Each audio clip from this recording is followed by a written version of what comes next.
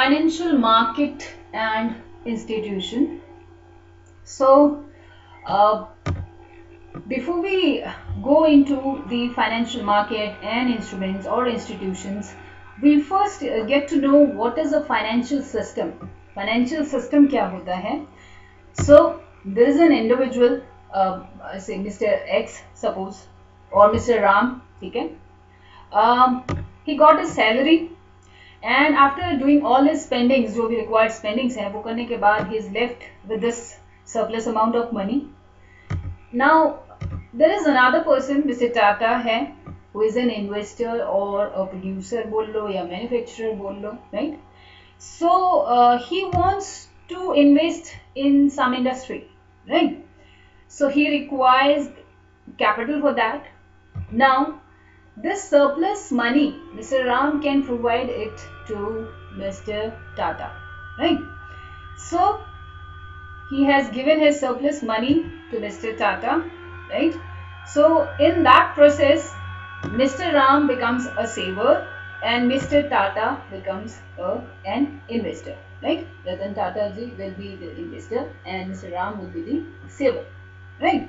So what has happened is, under a financial system, क्या होता है, there will be a set of financial institutions or arrangements जो कि आपके surplus capital और फाइनेंस को मोबिलाइज करते हैं from that surplus unit and provides it to the deficit unit, जो कि डेफिसिट स्पेंडर है, जिनको उसकी जरूरत है, who needs that money, right?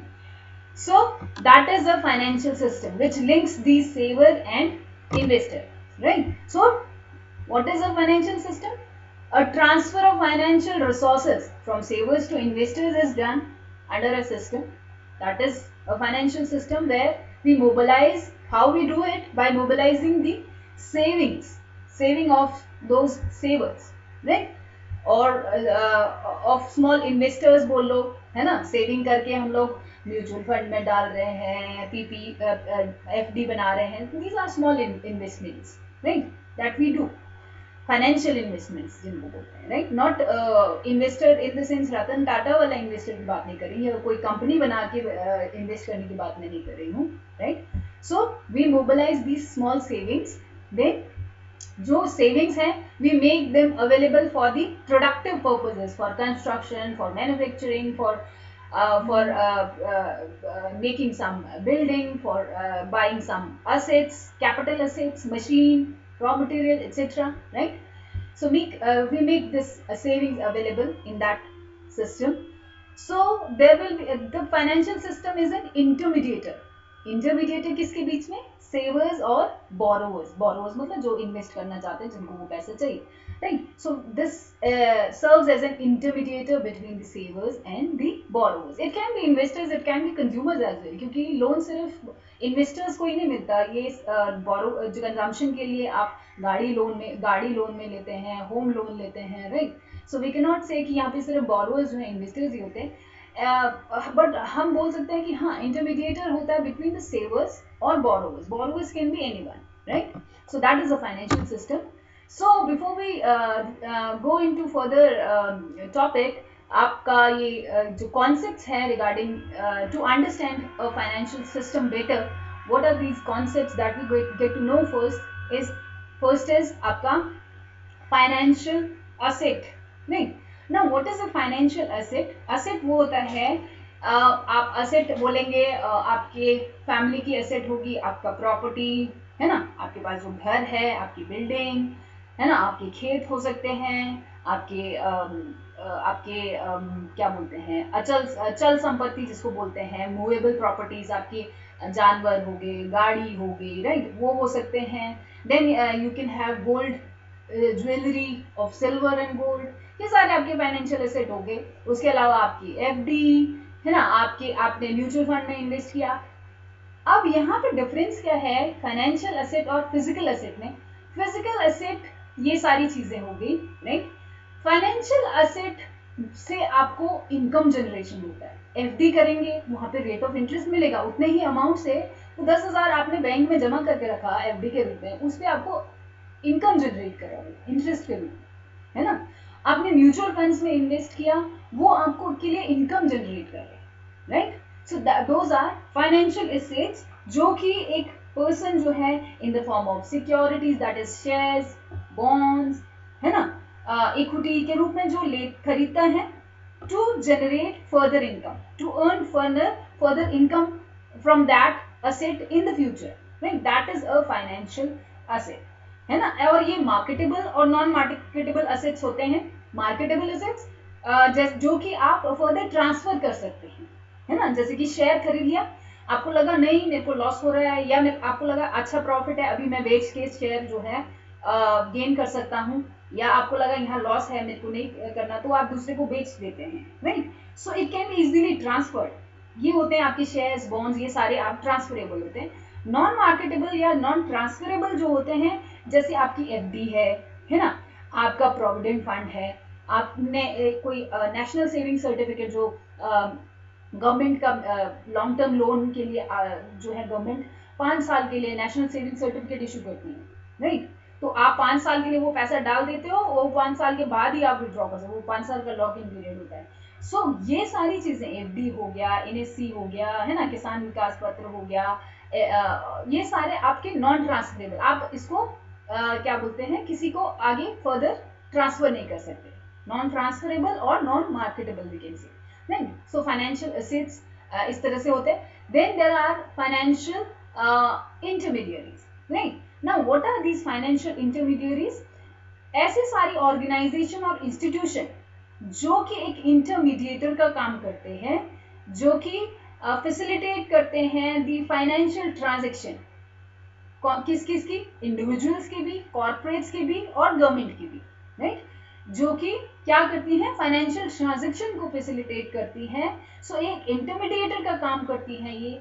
इसमें बैंक्स आ जाते हैं, इंश्योरेंस कंपनीज आ जाती हैं, म्यूचुअल फंड कंपनीज आ जाते हैं, आपका स्टॉक मार्केट आ जाता है, पेंशन फंड्स आ जाते हैं, है ना, नॉन बैंकिंग फाइनेंशियल कंपनीज जो कि ये म्यूचुअल फंड्स, इंश्योरेंस कंपनीज, ये सब है, सेविंग बैंक्स आ सकती हैं, है ना। ये सारी चीजें इस फाइनेंशियल इंटरमीडियरी का एक हिस्सा होती है। सो फाइनेंशियल इंटरमीडियरी एक मीडिएटर का जो काम करती है, linking the savers and the borrowers, right, or the investors and the not in, savers and the investors भी बोल सकते हैं, and we can also say lenders and the borrowers। lend कर रहे हैं जिसके पास surplus money है, और borrow कर रहा है जिसके पास deficit है capital का, right। then financial market, now financial market is a place जहाँ पे various entities they trade on what, on financial securities, ठीक है, और commodities, जहां पे कि ट्रांजैक्शन कॉस्ट और प्राइस लो हो जाता है, right, which reflects the supply and demand condition, है ना, supply of shares, demand for shares, demand for bonds, supply of bonds, right. So एक ऐसा प्लेस जहां पे funds from surplus unit are transferred to the deficit unit, वो एक financial market होता है, राइट। सो जहां पे आपका जो फाइनेंशियल असेट्स का क्रिएशन भी होता है और फाइनेंशियल असेट्स का ट्रांसफर एक्सचेंज भी होता है, right. Creation and exchange of financial assets is done in that place, that is a financial market. It can not necessarily be a place. आपको पता है मार्केट, आपको पता है मार्केट की अगर हम लोग बात कर रहे हैं, market is not just a place. आजकल अब हम लोग ऑनलाइन घर पे बैठे बैठे हम लोग कहीं से भी सामान मंगवा सकते हैं, राइट। सो कंडीशन क्या है, बायर और सेलर होना चाहिए, और दोनों में आपस में एग्रीमेंट, म्यूचुअल एग्रीमेंट होना चाहिए कि हाँ इस प्राइस पे मैं खरीदने को तैयार हूँ, दूसरा इस प्राइस में मैं बेचने को तैयार हूँ। There we can create a market, right. Similarly financial market जहाँ पे आपका फाइनेंशियल एसेट्स का क्रिएशन और एक्सचेंज होता है, that is a financial market, right. So यहाँ पे ये एक सोर्स ऑफ फाइनेंस नहीं है फाइनेंशियल मार्केट, ये सोर्स ऑफ फाइनेंस नहीं होता है, बल्कि ये एक लिंक का काम करता है between again सेवर्स and investors, right. तो फाइनेंशियल मार्केट के अगर पार्टिसिपेंट्स की बात करें तो कौन कौन होते हैं, इंडिविजुअल भी हो सकता है, कॉर्पोरेशंस भी हो सकते हैं, फाइनेंशियल इंस्टीट्यूशंस भी हो सकती हैं, और गवर्नमेंट भी हो सकती है फाइनेंशियल मार्केट में जो पार्टिसिपेंट्स होते हैं, राइट।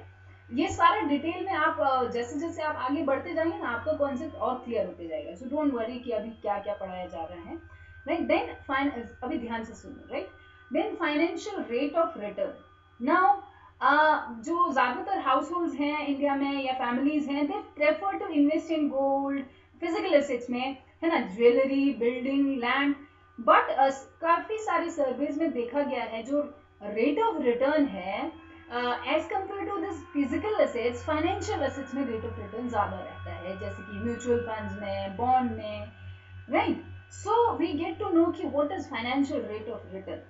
सो मतलब कि आप what is rate of return, आपको जो इनिशियल कॉस्ट ऑफ इन्वेस्टमेंट के ऊपर और उस स्पेसिफाइड टाइम पीरियड के लिए क्या गेन या क्या लॉस हो रहा है by doing that financial investment. आपने सपोज किसी कंपनी का शेयर खरीदा, उस शेयर के लिए आपने क्या प्राइस पे किया, उसके ऊपर in that specified time, for suppose for 1 year और फॉर 3 ईयर और फॉर 6 मंथ्स, क्या रेट ऑफ रिटर्न आपको, क्या नेट गेन क्या मिला। नेट गेन मतलब जो टोटल कॉस्ट ऑफ आपका कॉस्ट निकाल दिया जाए उस टोटल प्रॉफिट में से, ग्रॉस प्रॉफिट में से, that will be the net gain. It can be net gain और it can be net loss as well, हो सकता है, right. So that is the reward you get for investing in the financial instruments, right. So वो आपका financial rate of return होता है।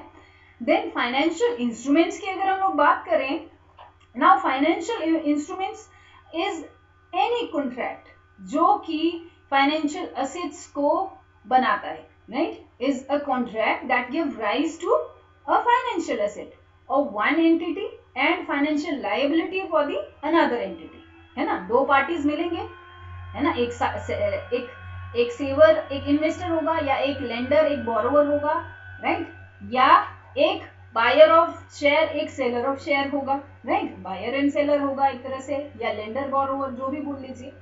सो वो दो एंटिटीज जहां पे मिलके एक कॉन्ट्रैक्ट बनाएंगे, है ना, एक के लिए वो असेट बनेगी, दूसरे के लिए वो लायबिलिटी बनेगी।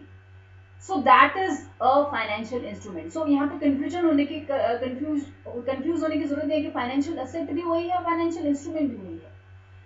फाइनेंशियल इंस्ट्रूमेंट एक ब्रॉडर कॉन्सेप्ट है जहां पे एक वो कॉन्ट्रैक्ट की बात करें जिसकी वजह से फाइनेंशियल एसेट क्रिएट हो रहा है एक एंटिटी के लिए, और वहीं पे एट द सेम टाइम दूसरे के लिए फाइनेंशियल वो लायबिलिटी क्रिएट हो रही है। That is a financial instrument, right. और वो इंस्ट्रूमेंट कई सारे हो सकते हैं, शेयर्स, बॉन्ड्स, है ना, government securities, treasury bills, debenture etcetera, there are so many forms. ये सारा हम लोग डिटेल में अभी आगे पढ़ेंगे, right. So under the structure of financial system there is financial intermediaries, है ना, फाइनेंशियल इंस्टीट्यूशंस जो होते हैं, then there will be financial market, then there will be financial instruments, then there will be the regulators who regulate these intermediaries or institutions or these financial markets, ठीक है, regulator होते हैं, RBI, SEBI आपने सुना होगा, right. So structure of financial system में ये सारे लोग आते हैं, ये सारे ऑर्गेनाइजेशंस आते हैं, ये सारे इंस्ट्रूमेंट्स आते हैं, right. So one by one हम लोग हर एक कॉन्सेप्ट को यहाँ पे, हर एक फाइनेंशियल सिस्टम के जो भी कंपोनेंट्स हैं उनको हम लोग स्टडी करेंगे। ये 4 कंपोनेंट्स हैं फाइनेंशियल सिस्टम के अंदर हम लोगों को जो समझने हैं, right. Then what is a financial institution now? Again there is a lender, right. Lender can be any individual और it can be any company. Company का मतलब यहाँ पे सिर्फ टाटा कंपनी या रिलायंस कंपनी या फिर इंफोसिस, राइट, या फिर एयरटेल, वो नहीं है। Company can be a financial company, है ना। Company can be a corporate, जैसे कि वही इंडस्ट्रियलिस्ट हैं जो टाटा, है ना, Ambani etcetera, it can B that also, right. So financial companies मतलब कि कमर्शियल बैंक्स हैं, नॉन बैंकिंग फाइनेंशियल कंपनीज है ना, मुथूट फाइनेंस, आपका मनपुरम गोल्ड लोन सुनते हैं हम लोग, मतलब HDFC bank, ICICI bank, SBI, these are all companies, right? All right, then financial intermediaries. Financial intermediaries यहाँ पे banks, it can B insurance, it can B companies, ठीक है। तो ये फाइनेंशियल इंटरमीडियरीज हुए। एंड फाइनेंशियल मार्केट्स में आपका market we can classify broadly it into 2 parts, that is money market and capital market, right? और यही कैपिटल मार्केट का एक पार्ट है जिसमें कि प्राइमरी एंड सेकेंडरी में हम जब डिवीजन करते हैं तो दैट इज स्टॉक मार्केट या स्टॉक एक्सचेंज जिसको बोलते हैं, वो सेकेंडरी मार्केट कैपिटल मार्केट का ही पार्ट है। तो यहाँ पे ये फाइनेंशियल मार्केट है। Then there are borrowers. So in the two extremes there are lender, ठीक है, lenders can be individuals and can be companies, and there are borrowers, can be individuals, it can be companies or it can be government as well, right?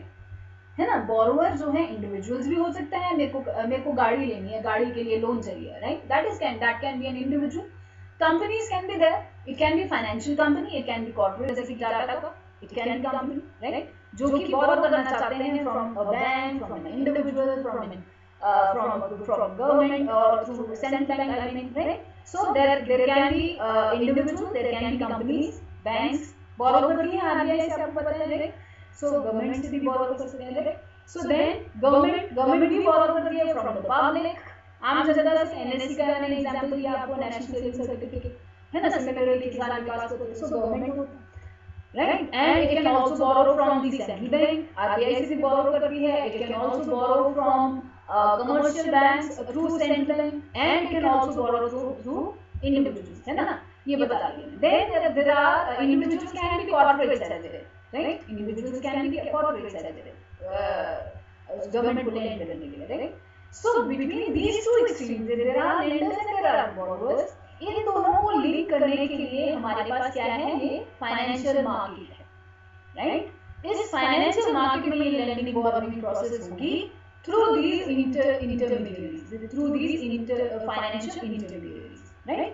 सो ये financial intermediaries आपका यहाँ पे इस market के अंदर lenders और borrowers को connect करते हैं। ये फाइनेंशियल इंस्टीट्यूशंस का काम, right? Alright, so there are financial institutions, right, who mobilize savings को mobilize करती हैं, चाहे वो NBFCs हो चाहे वो banks हो, right? Then कहाँ से mobilize करती हैं? surplus unit से, and provides it to the deficit unit, and then it serves as a link between the savers and the borrowers, ठीक है, एक लिंक का काम करती है between the savers and the borrowers। और financial institution या intermediary वो सारी ऑर्गेनाइजेशन विच इंटरमीडिएशन का काम, कनेक्ट करने का काम कर रही है, and facilitate financial transactions of both individual and corporate customers, ठीक है, जो कि फाइनेंशियल ट्रांजैक्शन का काम करवा रही है, चाहे वो इंडिविजुअल्स के लिए हो चाहे वो कॉर्पोरेट कस्टमर्स के लिए हो। सो वो फाइनेंशियल ट्रांजैक्शन को फैसिलिटेट करती है और एक इंटरमीडिएटर का काम करती है by mobilizing saving and providing it to the deficit units, right? So it refers to all kinds of financial institutions, सारे financial institutions and investing institutions which facilitate financial transactions in financial market, right? Which facilitate financial transaction in financial market, right? So there are savers, I told you, there are borrowers. So this is not just the bank, this is a financial institution. It can be a bank, it can be a NBFC, right? So ये सारे intermediaries हो सकते हैं। It can be commercial bank, saving and loan association, saving banks, है ना, it can be mutual saving banks, it can be credit unions, life insurance companies, mutual funds, pension funds, finance companies, ये कोई भी हो सकती है। So they take deposits from savers, है ना, और and by making loans available to the borrowers, है ना, ये वापस रीपेमेंट करती हैं और उसका जो रिटर्न होता है इस इनके द्वारा जो रिटर्न पे किया गया है ये फिर इन सेवर्स को बैंक्स वापस देती है किसी न किसी रूप में, right? So interest payments is done जब ये विड्रॉ करते हैं सेवर्स अपने डिपॉजिट्स को, right? So in that way ये चेन चलता है through financial institutions, right? So financial institutions को हम लोग broadly there are two forms, organized and unorganized. Organized मतलब जो रेगुलेटेड है कहीं ना कहीं से, ठीक है। अनऑर्गेनाइज्ड जो रेगुलेटेड नहीं है, जिनका कोई अता पता नहीं है, जो कि रजिस्टर्ड नहीं है। रजिस्टर्ड नहीं है मतलब लाइसेंस नहीं लिया और वैसे ही काम कर रहे हैं। It can be indigenous bankers, it can be money lenders and it can be unregulated non banking financial companies, ठीक है। ऑलराइट, देन बैंकिंग इंस्टीट्यूशंस में मैंने बोला unregulated NBFCs. Alright, now there are NBFCs which are regulated, जो कि organise में आते हैं, एंड इनको रेगुलेट करने वाला कौन होता है? बैंकिंग एंड एनबीएफआईज को there can be reserve bank of India and there can be SEBI, security and exchange board of India, right? So they regulate. And insurance companies को again there are another regulator, IRDA बोलते हैं, IRDAI, है ना, insurance regulatory development authority of India, right, so that is different. All right, so there are various regulators, वो बाद में देखेंगे। Then banking institutions हम पूरा पढ़ चुके हैं ऑलरेडी, है ना, बार बार पढ़ने की जरूरत नहीं है। There are scheduled commercial bank, then cooperative banks, है ना, जो कि नेशनलाइज्ड बैंक्स के अंदर आते हैं, है ना। It can be public sector bank, it can be private bank, foreign bank, regional rural banks. Then there are cooperative banks में state फेडरल स्ट्रक्चर रहता है। सबसे बॉटम में आपका प्राइमरी एग्रीकल्चर सोसाइटीज होती हैं, डिस्ट्रिक्ट लेवल पे डिस्ट्रिक्ट कॉर्पोरेट बैंक्स होती हैं, और state cooperative banks at the state level होती हैं, राइट। सो ये कोऑपरेटिव बैंक्स हैं जिनको कि नाबार्ड रेगुलेट करती है, और ये शेड्यूल्ड कमर्शियल बैंक्स जिसमें पब्लिक सेक्टर बैंक नेशनलाइज्ड, है ना, 21 बैंक्स हमने पढ़े थे, SBI and associates. Then there are another nationalized banks. Then there are private banks, है ना, private banks ICICI, HDFC, Axis bank, एरियस बैंक, है ना। Then there are foreign banks जिसका कि हेडक्वार्टर फॉरेन कंट्रीज में रहेगा, but their branches are located in our country, these are foreign banks, है ना, and they usually perform they provide the lending facility for usually for trade, international trade purpose, right. Then there are regional rural banks, again regulated under by the comes under the क्या बोलेंगे, they are regulated by again NABARD है उसके लिए, right. Then cooperative banks मैंने बता दिया। Then NBFIs, non banking financial institutions को दो कैटेगरीज में हम बांटते हैं, that is non banking financial companies and developmental financial institutions, right. NBFCs में आपका LIC, है ना, जनरल इंश्योरेंस कॉर्पोरेशन, है ना, life insurance corporation, unit trust of India, investment companies, housing finance corporations, mutual funds, merchant banks, venture capital fund, chit funds, ये सारी आती हैं। डेवलपमेंटल फाइनेंशियल इंस्टीट्यूशंस जो डेवलपमेंट के लिए काम करती हैं, है ना, industrial financial corporation of India, industrial development bank of India, ICICI जो एक प्राइवेट है बट ये डेवलपमेंटल फाइनेंशियल इंस्टीट्यूशंस है, and this is the first bank है जो डेवलपमेंटल एक्टिविटीज के लिए, और ये वर्ल्ड बैंक से ये बैकिंग इसकी थी, जो सबसे पहली प्राइवेट बैंक जो डेवलपमेंटल फाइनेंशियल इंस्टीट्यूशन बनी थी in India, right. Then there are small industrial development bank of India, state finance corporation जो ये पहला NBFC इस तरह से डेवलपमेंटल बैंक्स का जो शुरुआत हुआ, that is by this state finance corporation सबसे पहला जो डेवलपमेंटल फाइनेंशियल इंस्टीट्यूशन एस्टैब्लिश हुआ था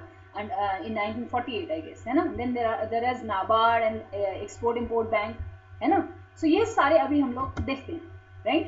so banking institutions हमें पता है there is a bank, है ना, which provides which accepts the deposits and then provides loans, and there are various functions which हम लोग आए दिन हम लोग आपके प्रेजेंटेशन में भी सुन रहे हैं, क्या क्या एक्टिविटीज फंक्शंस जो है बैंक परफॉर्म करती है, एक्सेप्टिंग डिपॉजिट, क्रेडिट क्रिएशन का, लेंडिंग का, then there are contingent functions, है ना, agency functions etcetera we are studying it. So this is the structure of bank, जो कि हम लोग ऑलरेडी बहुत कुछ इसके बारे में पढ़ चुके हैं। You need not to we need not to discuss about this again and again, right.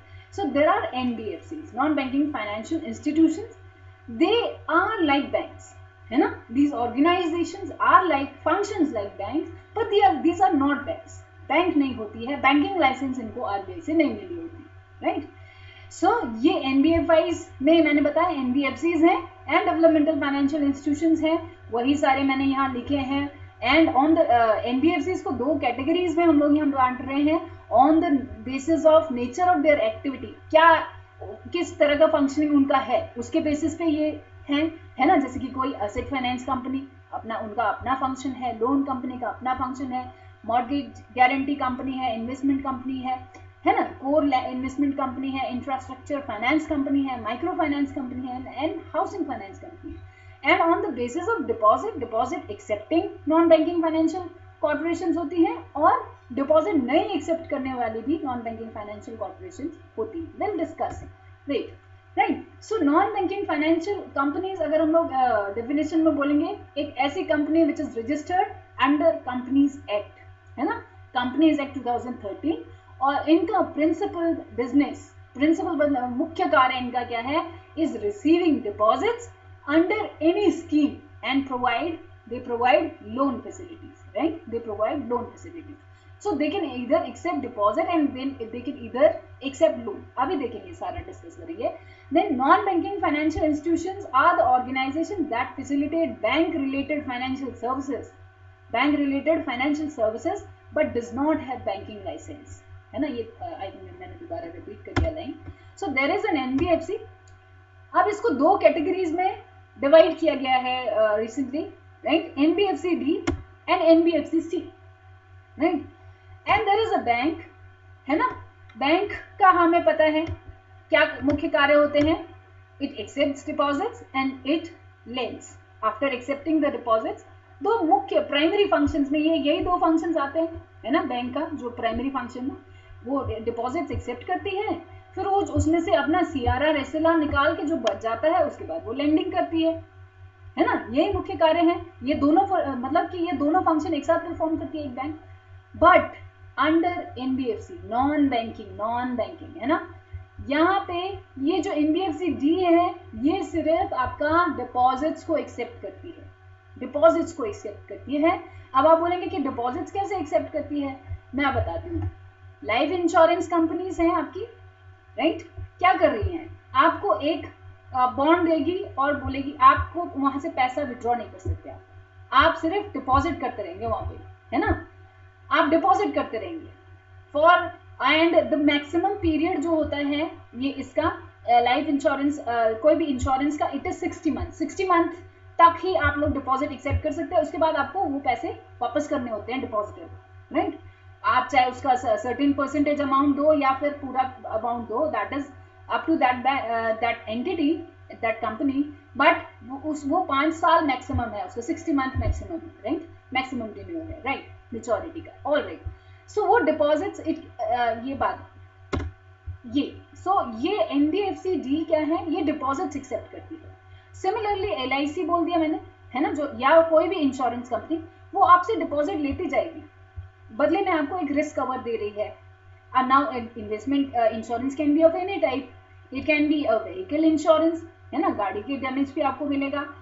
It can be a life insurance, आपके डेथ, मृत्यु, एक्सीडेंटल जो भी आपकी कंडीशन उसमें लिखी होगी उसके ऊपर मिलेगा, है ना. It can be health insurance, है ना.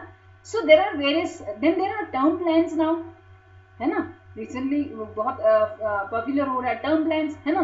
1 करोड़ का इंश्योरेंस कर लो, 100 करोड़ का इंश्योरेंस कर लो अपने लाइफ पे. सो वो टर्म प्लान मतलब कि जिसमें आपको एक पैसा देते रहना है every month, right? You have to pay certain amount, जो कि थोड़े सस्ते होते हैं as compare to the other plans. So term plan सस्ता इसलिए होता है क्योंकि आपको वो सिर्फ अगर वो आपके साथ मिस हैपनिंग होती है, इन that case you will get that money, otherwise the money will you cannot withdraw that money. That is the difference, है ना. आपके एंडोमेंट प्लान और आपके टर्म प्लान में ये डिफरेंस रहता है, राइट? सो आपको वहां पे कोई भी रिटर्न नहीं मिलेगा वापस में, ना ही आपका अपना प्रिंसिपल अमाउंट मिलता है under term plan, right? So there are various category. Alright, वहां पे डिपॉजिट एक्सेप्ट करिए इंश्योरेंस कंपनीज. दूसरा आपका आपके म्यूचुअल फंड्स में भी आप पैसे थोड़े विड्रॉ कर सकते हो, आप सिर्फ खाली डिपॉजिट करते रहते हो. And again, it can lock-in period can be 3 years, can be more than 5 years. It can be 3 years, right? After 3 years, you can withdraw that amount, right? So उससे पहले भी निकाल सकते हो. There are various schemes again, है ना, अलग अलग अपने schemes होते हैं उसके तहत, जैसा भी म्यूचुअल फंड्स में भी. So you can deposit money, but you can not withdraw it at the moment you want it. कि आज मैंने 2000 रुपये म्यूचुअल फंड में डाला, अब बोलो नहीं मुझे तो कल तो जरूरत है, मुझे चाहिए, आप नहीं निकाल सकते, राइट? सो एक लॉगिन पीरियड है. सो डिपॉजिट एक्सेप्ट कर रही हैं.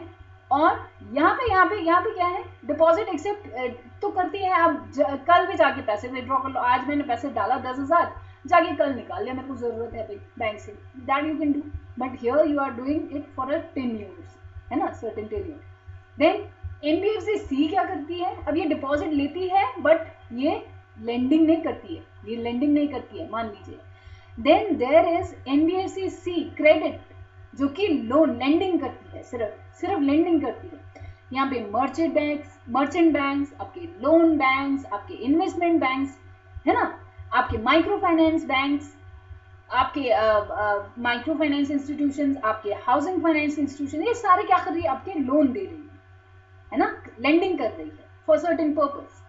सो वो सारे आपके एनबीएफसी सी कैटेगरी में आ जाते हैं, राइट।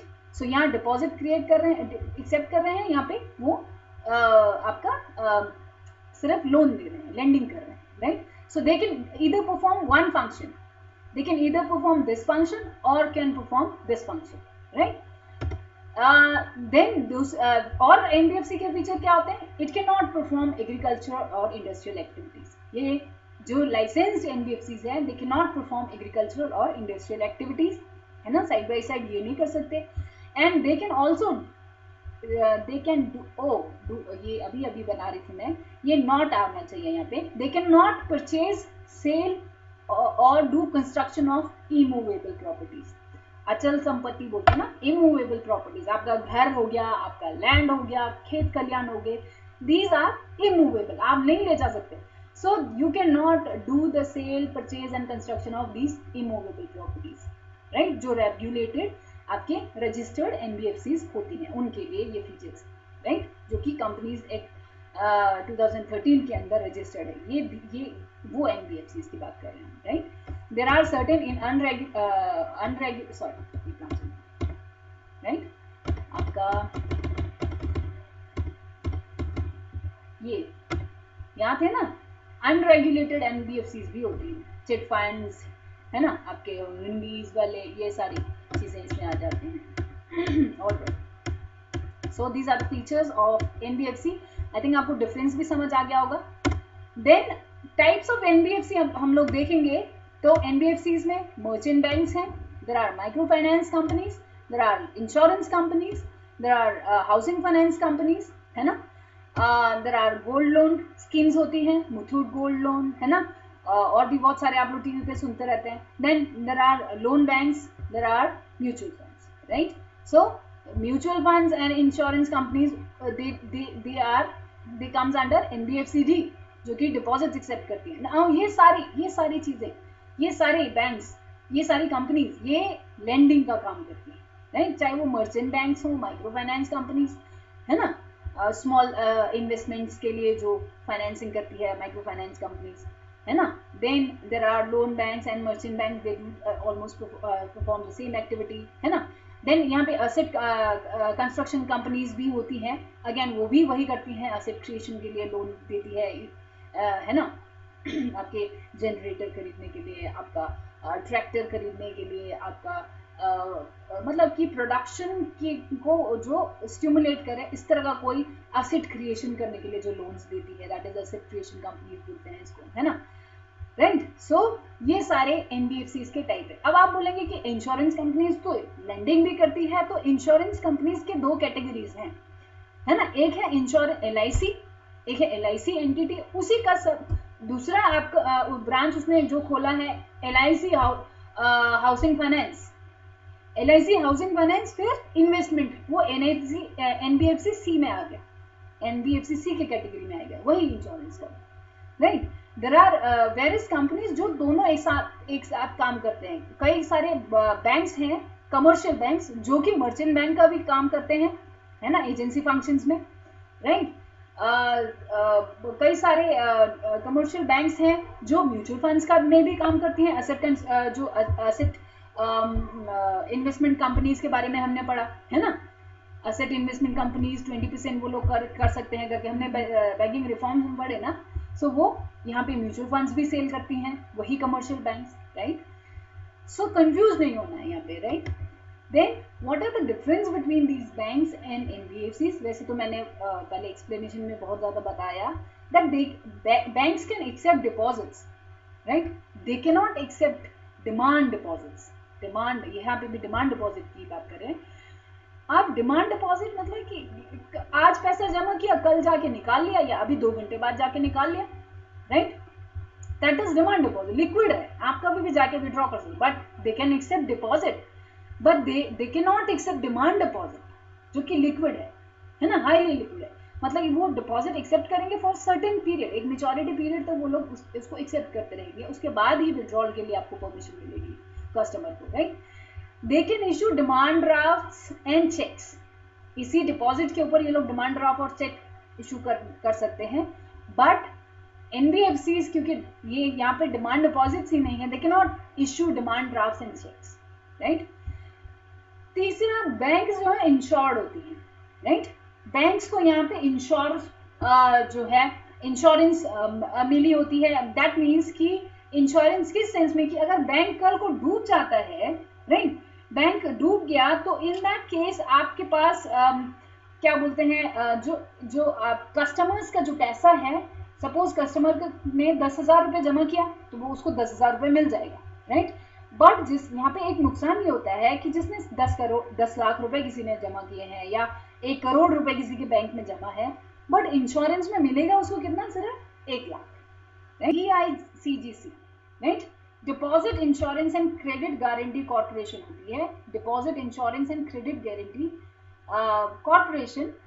ये जो DICGC है, deposit insurance and credit guarantee corporation, इसके अंडर ये एक गवर्नमेंट की कंपनी है, गवर्नमेंट का कॉर्पोरेशन है जो कि ये इंश्योरेंस प्रोवाइड करती है तो बैंक्स के कस्टमर्स को, राइट।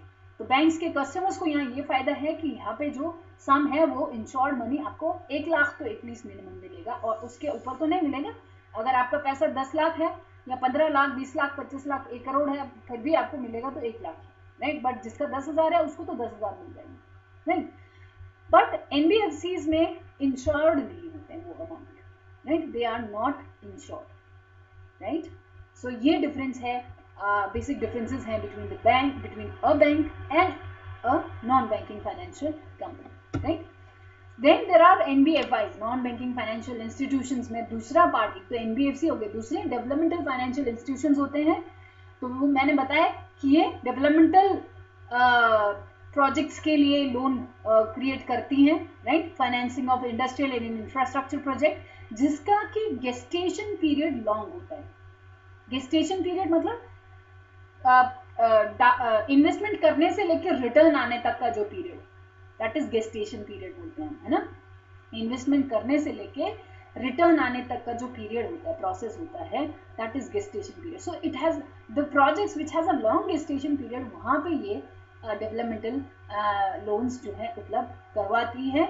और ये जो DFIs हैं, these are an institution, these are promoted and assisted by the government, जो कि डेवलपमेंटल फाइनेंस को प्रोवाइड करने के लिए बनाई गई, सेटअप की गई है फॉर वन सेक्टर और मोर देन वन सेक्टर और सब sectors of the economy, right. And ये लॉन्ग टर्म फाइनेंस तो प्रोवाइड करती है, राइट। एंड और ऐसी जगह पे ये लोन प्रोवाइड करती है जहां पे रिस्क के जो ज्यादा रिस्की प्रोजेक्ट्स हो, राइट, जहां पे रिस्क के ज्यादा चांसेस हो, तो वहां पे कोई कमर्शियल बैंक्स क्यों लेंड करेगा? कमर्शियल बैंक्स तो चाहते हैं प्रॉफिट कमाना। अब उनको लगेगा ये रिस्की है, यहाँ पे एग्रीकल्चर लोन दे दिया, रिस्की है, राइट। या अभी 5 साल 10 साल के बाद या 25 साल के अंदर कोई प्रोजेक्ट कंप्लीट होने वाला है, क्या पता कब वापस आएगा या नहीं आएगा, कमर्शियल बैंक्स तो अभी का सोचेंगे, right. So again long gestation period है, रिस्की है, पैसा वापस आएगा नहीं आएगा कुछ पता नहीं है। So in that case risk factor ज्यादा है, तो वहां पे ये लॉन्ग टर्म फाइनेंस ये DFIs प्रोवाइड करती हैं, राइट। एंड यहाँ पे जो हमारे DFIs हैं, कुछ DFIs जैसे कि IDBI, IFCI, ICICI, है ना।